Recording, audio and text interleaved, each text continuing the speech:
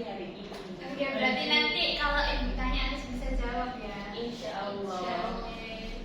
Baik, sebelum ibu mulai pembelajaran, ibu minta ketua kelas untuk memimpin doa terlebih dahulu. Siapa ketua kelasnya? Saya Bu, Ya, silakan. posisi berdoa. Sebelum kita mengawali pembelajaran pada pagi hari ini, marilah kita berdoa menurut keyakinan masing-masing. Berdoa dulu.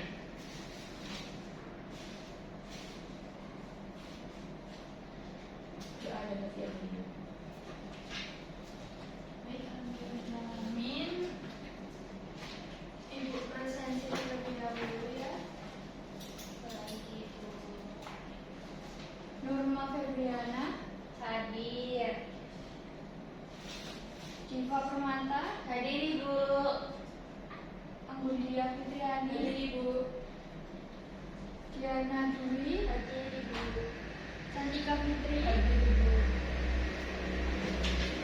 Baik, hadir semua ya hari ini.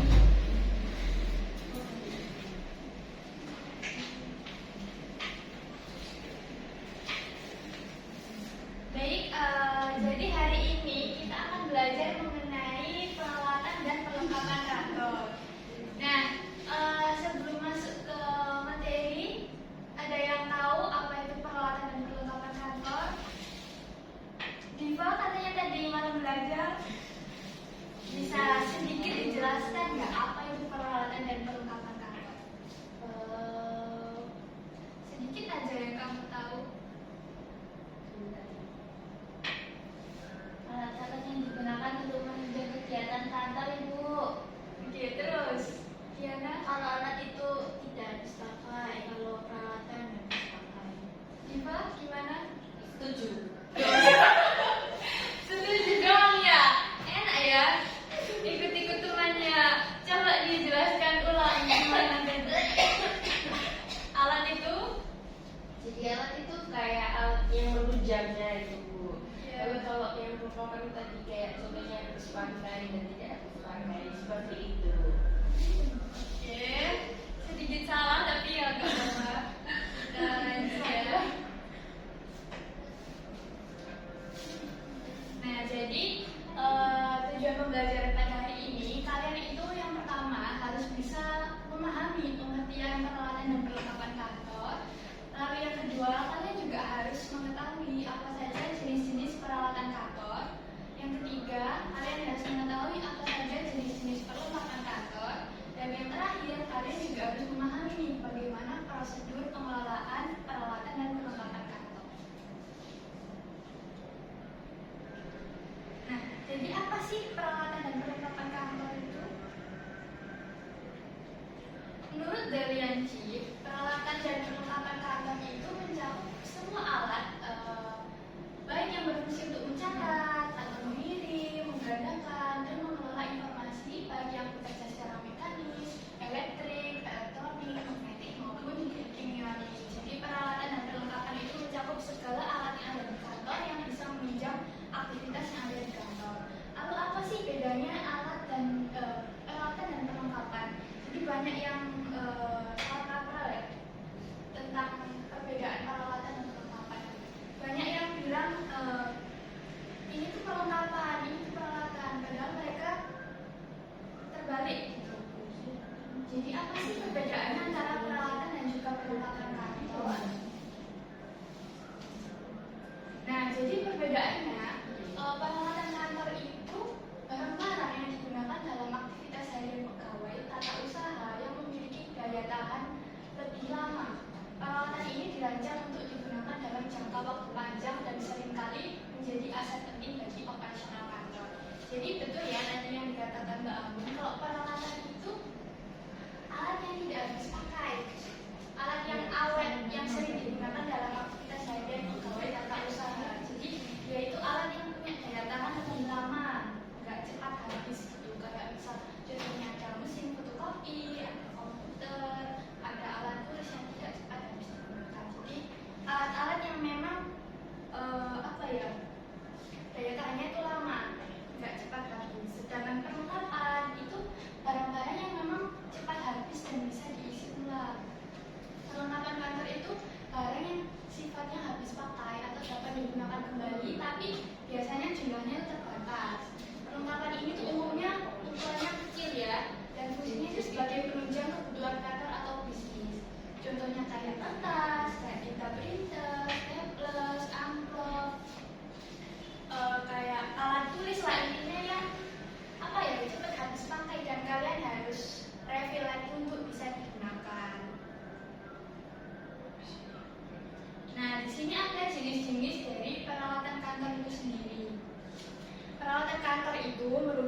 berbagai alat yang digunakan untuk mendukung serta mempermudah pekerjaan kantor demi mencapai tujuan perusahaan. Nah, yang pertama itu ada printer. Nah, printer ini kan termasuk mesin ya, kalian pasti nggak asing dengan yang namanya printer. Kalian sering melihat lah di sekolah, di ruang TU kan ada printer, di ruang guru atau di tukang fotokopi kalian pasti sering melihat printer. Nah, printer ini salah satu jenis peralatan kantor. Ya, ini fungsinya untuk mempercepat dan mempermudah proses duplikasi data. Jadi kantor ini membutuhkan perangkat seperti printer. Dan jenis printer yang dibutuhkan dapat bervariasi tergantung kebutuhan dari kantor itu sendiri. Sehingga penting untuk menyediakan printer yang sesuai beserta tinta warnanya. Nah, mengingat kebutuhannya itu tinggi tentang percetakan ya, apalagi di arena kantor pasti sering untuk mencetak dokumen, menggunakan dokumen. Nah, pasti printer ini salah satu aset peralatan yang penting untuk digunakan oleh sebuah perusahaan. Nah, printer yang sering digunakan itu contohnya adalah printer inkjet. Karena dia itu jenis printer yang bisa mencetak dalam jumlah besar setiap harinya.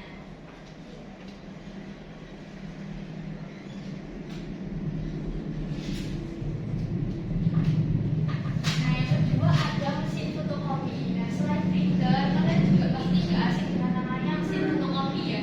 Jadi mesin fotokopi itu sebenarnya hampir mirip kayak printer tapi dia beda.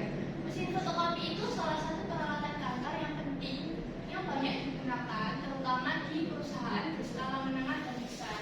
Perangkat ini tuh mempermudah proses penggandaan dokumen sehingga karyawan itu tidak perlu meninggalkan kantor untuk melakukan fotokopi. Jadi biasanya di perusahaan itu mereka juga selain menyediakan printer, mereka juga menyediakan fotokopi. Jadi mengingat harga fotokopi itu mahal ya, jadi banyak perusahaan itu yang memilih untuk beli fotokopi itu yang second gitu daripada beli baru, karena dia juga belinya mahal, belum lagi nanti biaya perbaikan, pemeliharaan itu juga mahal. Jadi banyak perusahaan yang memang memilih untuk membeli fotokopi itu yang second tapi masih bagus dan bisa digunakan. Nah, yang ketiga itu ada komputer dan laptop. Nah, komputer dan laptop ini juga termasuk peralatan ya anak-anak. Salah satunya yang ibu pakai ini laptop. Jadi komputer biasanya itu dimanfaatkan untuk bermacam keperluan seperti mengolah data, menjalankan perangkat lunak, membuat presentasi, mendesain, mengolah dokumen, mengadit dokumen, membuat video dan sebagainya. Selain itu komputer dan laptop ini juga dilengkapi dengan perangkat lain sebagai pendukung seperti proyektor, layar, printer, speaker, hard flash disk, koneksi internet dan juga lainnya. Jadi komputer dan laptop ini termasuk salah satu peralatan yang sangat penting ya bagi menunjang aktivitas kantor. Nah, yang keempat itu ada flash disk dan external hard disk. Jadi flash disk dan external hard disk ini berfungsi untuk menyimpan data sekaligus mempermudah proses transfer data ke komputer tanpa memerlukan koneksi jaringan. Jadi setiap kantor itu pasti punya yang namanya flash disk dan juga external hard disk. Apalagi mereka punya kebutuhan untuk transfer data yang bervariasi. Jadi kapasitas perangkat penyimpanannya juga harus besar, disesuaikan dengan ukuran data yang akan digunakan. Flash disk atau kartu memori cocok untuk data kecil, sehingga hard disk eksternal lebih sesuai untuk data yang ukurannya lebih besar. Nah, yang kelima itu ada proyektor. Jadi alat ini di atas kalian ini proyektor dan kelas juga banyak ya, di kelas-kelas disediakan proyektor untuk melakukan presentasi. Nah, alat ini tuh memungkinkan tampilan gambar, teks atau video diperbesar dan ditampilkan di dinding atau layar putih kayak gini. Jadi proyektor sendiri itu jenisnya macam-macam ya, ada LCD, CRT, DLP dan juga LCOS. Nah, dari berbagai pilihan tersebut proyektor LCOS itu sering direkomendasikan karena dia bisa menghasilkan tampilan yang jernih dan juga berkualitas tinggi. Selanjutnya ada meja dan kursi kantor. Nah, meja dan kursi kantor ini juga termasuk peralatan ya. Jadi meja untuk kantor itu tersedia dalam berbagai ukuran, bahan dan bentuk yang dapat didesain sesuai dengan keinginan. Meja yang digunakan di kantor itu umumnya didesain menyesuaikan dengan posisi seseorang atau jabatannya. Jadi misal direktur ya sama meja karyawan biasa itu biasanya desainnya beda ya. Meja untuk direktur biasanya mungkin lebih bagus, lebih luas, lebih kokoh atau gimana. Atau juga meja untuk rapat itu pasti ada desain khususnya. Misal mejanya panjang dan lebar jadi bisa menampung lebih banyak orang dalam satu meja. Selain itu juga ada kursi untuk kantor. Bentuknya juga macam-macam ya.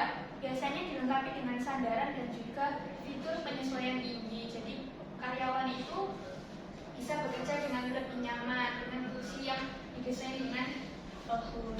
Kemudian selanjutnya ada rak penyimpanan arsip. Nah, di kantor jenis penyimpanan yang sering digunakan itu antara lain ada rak arsip, ada lemari arsip, dan juga filing kabinet. Nah, rak ini tuh digunakan untuk menyimpan arsip penting perusahaan ya, baik itu surat masuk, surat keluar, atau surat apapun yang sifatnya penting itu pasti disimpan di rak arsip. Jadi gunanya untuk apa? Untuk menyimpan surat-surat ini agar terlindungi, soalnya kan data-data penting ya. Jadi supaya lebih aman itu disimpan di rak arsip. Selain itu, sistem penyimpanan ini juga mempermudah nih dalam mencari dokumen-dokumen. Jadi ketika perusahaan itu ingin mencari dokumen tertentu itu mereka bisa menemukan dengan mudah karena disimpan di rak penyimpanan arsip. Selanjutnya ada mesin absensi. Nah, kalau zaman dulu absensi masih pakai kertas gitu ya. Jadi zaman sekarang, zaman digitalisasi, absennya udah pakai mesin absensi. Jadi karyawan kalau masuk tinggal tap jempolnya di mesin absensi dan sudah terekam. Jadi bisa mempermudah dan lebih efisien. Jadi ada beberapa jenis ya, kayak mesin absensi manual dengan kartu, fingerprint, ada GPS, ada pengenalan wajah juga. Kemudian yang nomor 9 itu ada pesawat telepon atau fax ya. Jadi telepon itu merupakan alat komunikasi dua arah yang menggunakan suara. Telepon ini punya fungsi yang sangat penting di kantor untuk berkomunikasi ya, baik internal maupun eksternal, baik antar karyawan yang di dalam kantor atau mau komunikasi dengan mitra kerja di luar kantor juga bisa. Selain itu ada juga option fax. Nah, digunakan perusahaan itu untuk mengirim atau menerima dokumen melalui jaringan telepon ya, dan menghasilkan salinan yang hampir identik dengan dokumen asli.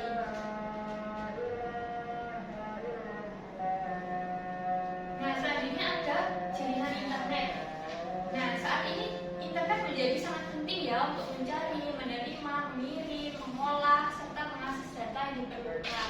Di kantor, internet itu punya peran yang penting ya, karena dia bisa mempermudah banyak aktivitas seperti komunikasi yang lebih cepat, kemudian bisa mencari data-data penting secara lebih cepat di Google ya. Koneksi internet itu di kantor biasanya menggunakan modem ya yang terpasang untuk terhubung dengan media layanan. Selanjutnya ada mesin paper shredder. Nah, bagi yang nggak tahu mesin paper shredder, dia itu mesin penghancur kertas ya teman-teman. Jadi dia itu bisa digunakan untuk menghancurkan dokumen-dokumen yang emang sudah nggak digunakan lagi. Misalnya dokumen penting yang mencakup kayak file-file apa ya penting. Jadi supaya datanya itu nggak kesebar kemana-mana bisa dihancurkan, atau file-file yang emang udah nggak digunakan, arsip-arsip yang emang masanya udah habis bisa dihancurkan biar nggak jadi sampah yang menumpuk. Nah, selanjutnya setelah jenis-jenis peralatan itu ada jenis-jenis perlengkapan. Nah, jenis perlengkapan itu bisa digolongkan jadi dua ya, ada barang yang bergerak dan juga barang yang tidak bergerak. Nah, barang yang bergerak ini dibagi jadi dua lagi, ada barang yang habis pakai dan juga ada barang yang tidak habis pakai. Nah, barang yang habis pakai itu gimana sih? Jadi barang yang habis pakai itu barang yang dirancang untuk penggunaan sekali pakai aja. Jadi meski digunakan, barang tersebut itu tidak perlu habis sepenuhnya atau meninggalkan jejak penggunaan. Nah, sedangkan barang yang tidak habis pakai itu merujuk pada barang-barang yang bisa digunakan berkali-kali serta memiliki daya tahan selama penggunaannya.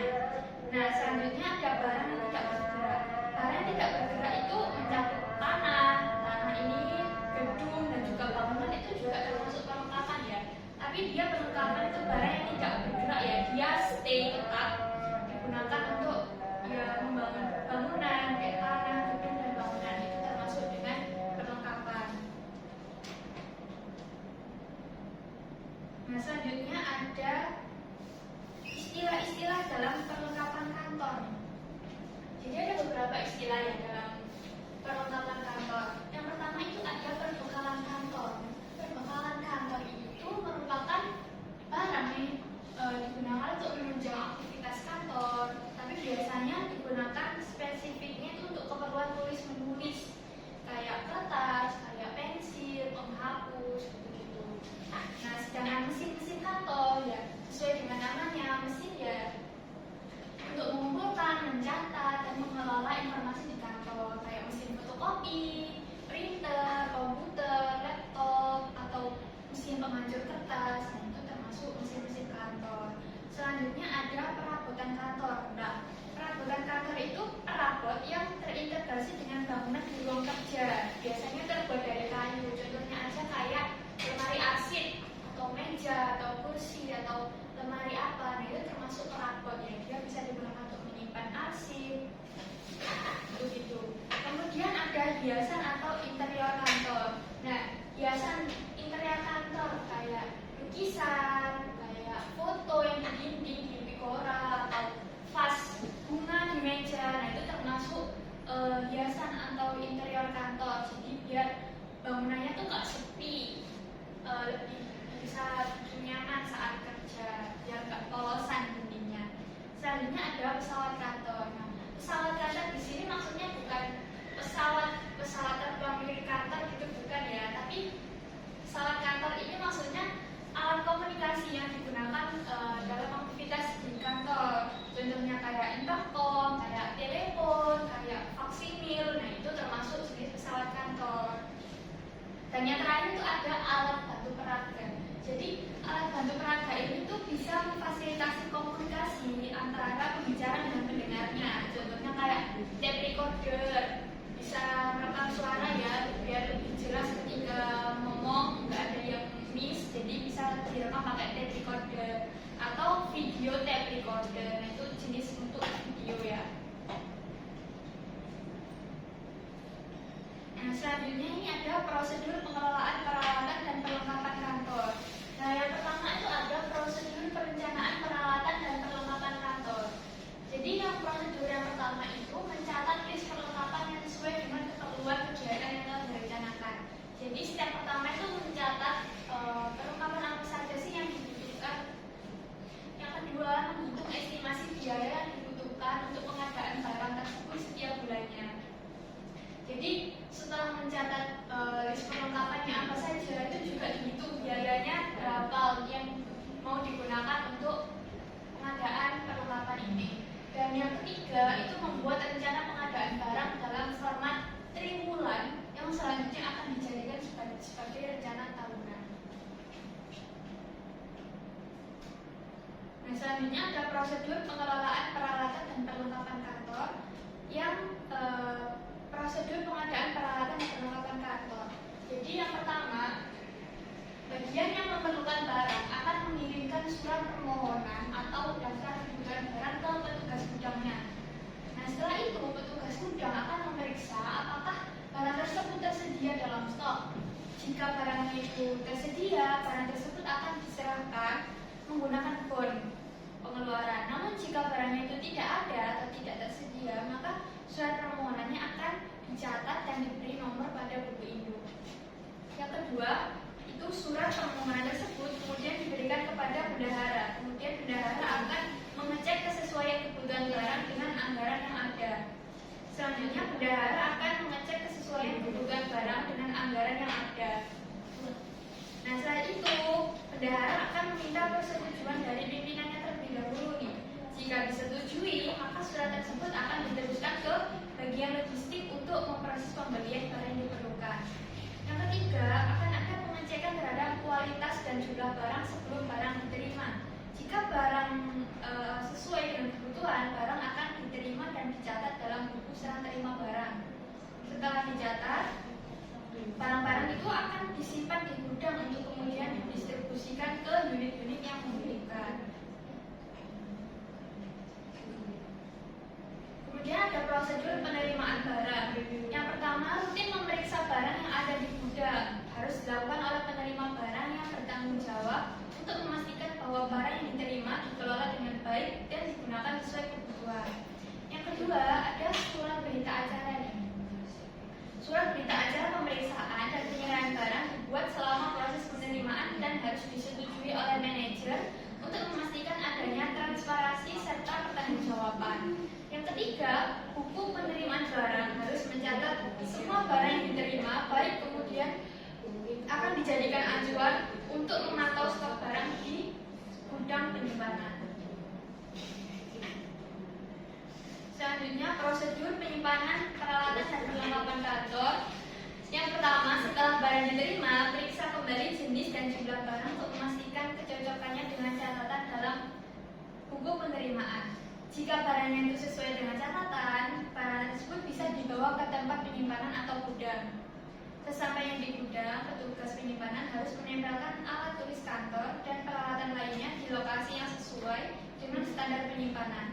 Nah, ATK ini harus disimpan dalam lemari, kotak, rak atau tempat lain dengan penataan yang teratur. Selain itu, peralatan harus disimpan dengan memperhatikan standar kelembaban udara, ruang, dan juga lokasi penyimpanan yang tepat. Selanjutnya ada prosedur pemeliharaannya nih. Yang pertama, melakukan inventarisasi barang secara rutin, dimulai sejak pengadaan pertama. Kedua, membuat kartu penggunaan mesin yang diletakkan di tempat yang mudah terlihat agar setiap pengguna dapat dengan mudah mengisi informasi sebelum dan sesudah menggunakan peralatan. Yang ketiga, petugas di bidang sarana dan prasarana harus bertanggung jawab untuk memeriksa peralatan secara berkala setiap bulannya. Yang keempat, jika ditemukan peralatan yang rusak atau bermasalah, petugas akan mengambil tindakan yang diperlukan. Yang kelima, petugas tersebut juga akan menangani perbaikan ringan, sedang, atau berat sesuai dengan jenis kerusakan yang telah dianalisis. Yang keenam, semua perbaikan akan dikoordinasikan dengan bagian keuangan untuk langkah selanjutnya. Yang ketujuh, setelah peralatan berfungsi dengan baik, pendataan ulang akan dilakukan dengan mencatatnya pada kartu perawatan. Dan yang terakhir, barang akan yang tidak dapat diperbaiki atau telah melewati masa manfaatnya akan dihapus sesuai dengan prosedur yang berlaku di kantor atau organisasi terkait. Maaf Ibu.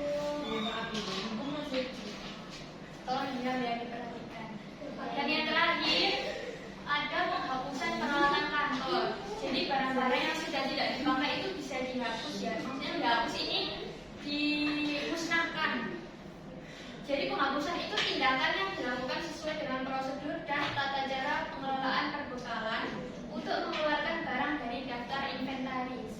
Barang yang memiliki biaya perbaikan terlalu tinggi dan umur pakainya terlalu singkat sebaiknya dihentikan penggunaannya dan dikeluarkan dari daftar inventaris. Penghapusan ini merupakan bagian dari pengelolaan perlengkapan yang bertujuan untuk mencegah atau minimal membatasi kerugian lebih lanjut yang dapat ditimbulkan oleh yang pertama ada biaya yang terus meningkat untuk perbaikan dan perawatan barang yang kondisinya memburuk. Yang kedua, pengeluaran biaya yang berlebih untuk mengamankan barang yang berlebihan atau barang lainnya yang tidak dapat digunakan lagi karena berbagai alasan. Nah, itu tadi penjelasan dari Ibu terkait peralatan dan perlengkapan kantor. Apakah bisa dipahami? Bisa, Ibu. Apakah ada pertanyaan? Belum ada. Bisa dipahami ya, beneran ya. Nah, setelah ini Bu punya penugasan kelompok untuk kalian. Karena muridnya cuma 5 ya, mungkin bisa dibagi 2 kelompok. Yang satunya 3, yang satunya 2. Jadi penugasannya ini kan peralatan dan perlengkapan di lingkungan kantor. Tapi kan peralatan dan perlengkapannya juga ada di kelas kalian ini. Jadi nggak hanya di kelas sih, kalian bisa mendata di luar kelas yang kalian tahu jenis-jenis peralatan dan perlengkapan apa saja. Kalian tulis nama peralatan atau perlengkapannya, kemudian kalian jelaskan fungsinya apa. Dia termasuk peralatan atau perlengkapan. Jadi bisa dideskripsikan ya. Bisa dipahami? Bisa. Jadi boleh keluar Ibu. Ya nggak keluar. Masa kalian nggak bisa ingat di luar itu ada apa, kayak di ruang guru atau di kelas aja tuh sudah ada di kelas nggak boleh keluar. Ya.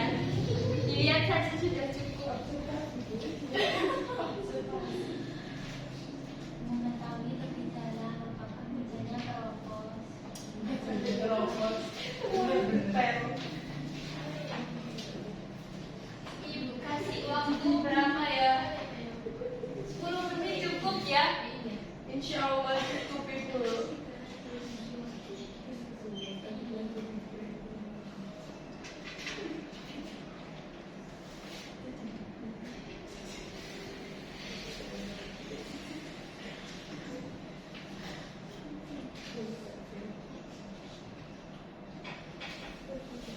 Mengalami sendiri. Aku yang tadi Bu. Iya, aku ambil depo. Segel mau Yang nggak boleh begitu ya, dikerjakan sendiri-sendiri. Udah punya kelompok sendiri-sendiri bisa dikerjakan. Katanya aku mau jadi kelompok kita karena di Poloniana. Diana nggak boleh gitu ya sama Pilih-pilih teman dia. Pelet. Astagfirullahaladzim, nggak boleh gitu Kak Diana, kata Ustaz aku.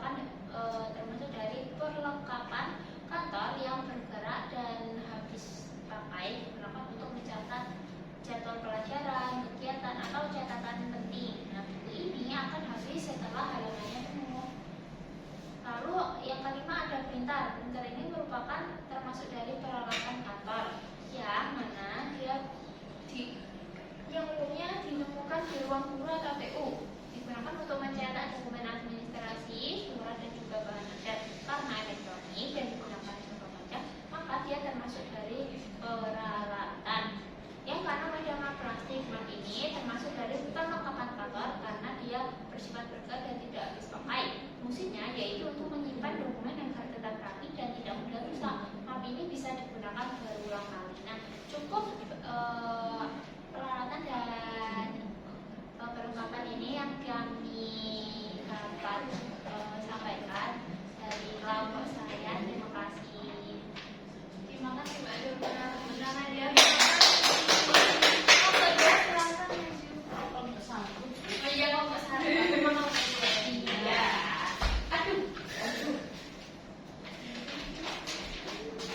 Selanjutnya saya perwakilan dari kelompok 1 yang mendaftarkan saya sendiri, Diana dan Anggun.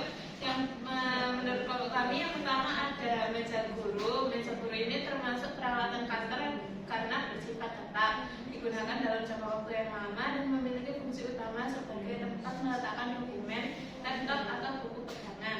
Meja guru biasanya diletakkan di depan kelas dan jarang dipindahkan. Yang kedua ada kursi guru. Kursi yang digunakan guru untuk duduk saat mengajar juga termasuk peralatan kantor. Kursi ini digunakan terus-menerus dan dirancang agar nyaman sehingga termasuk benda tidak bergerak dan bersifat tahan lama. Yang ketiga ada papan tulis putih atau whiteboard. Whiteboard adalah peralatan kantor yang berfungsi sebagai media visual saat guru menyampaikan materi pelajaran karena dipasang permanen di dinding dan dipakai berulang kali. Benda ini termasuk peralatan. Yang keempat ada spidol whiteboard. Spidol untuk whiteboard termasuk perlengkapan kantor yang bergerak dan habis pakai. Digunakan untuk menulis di papan tulis dan tintanya akan habis seiring pemakaian. Yang kelima ada penghapus whiteboard. Penghapus merupakan perlengkapan kantor yang bergerak dan tidak habis pakai. Fungsinya untuk menghapus tulisan di papan dan bisa digunakan berulang selama tidak rusak atau rusak parah. Yang keenam tempat sampah. Tempat sampah termasuk peralatan kantor yang bersifat tetap dan digunakan untuk jangka panjang. Letaknya umumnya di pojok kelas atau ruang guru untuk menampung sampah kertas atau sisa alat tulis. Sekian, terima kasih. Baik, Anda sudah ini semua ya. Jadi sekarang tadi ini Ibu ada kuis. Soalnya dikit aja 10 aja. Bisa segera Susah nggak, Bu? Enggak, gampang kok. Kuis lagi. Silahkan join 10 aja.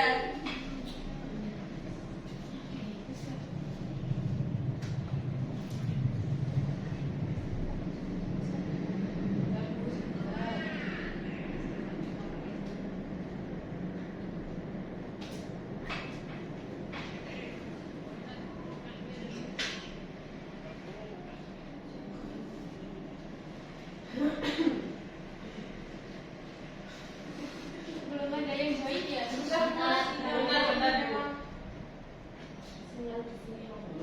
Sekolahnya belum ya? Ya, iya.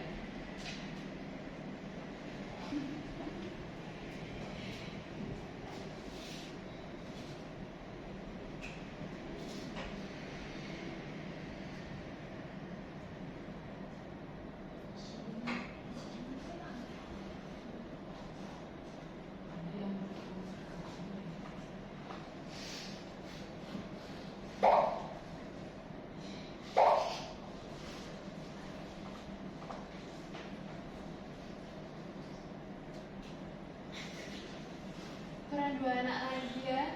Siapa yang belum bisa? Saya, Bu, bentar.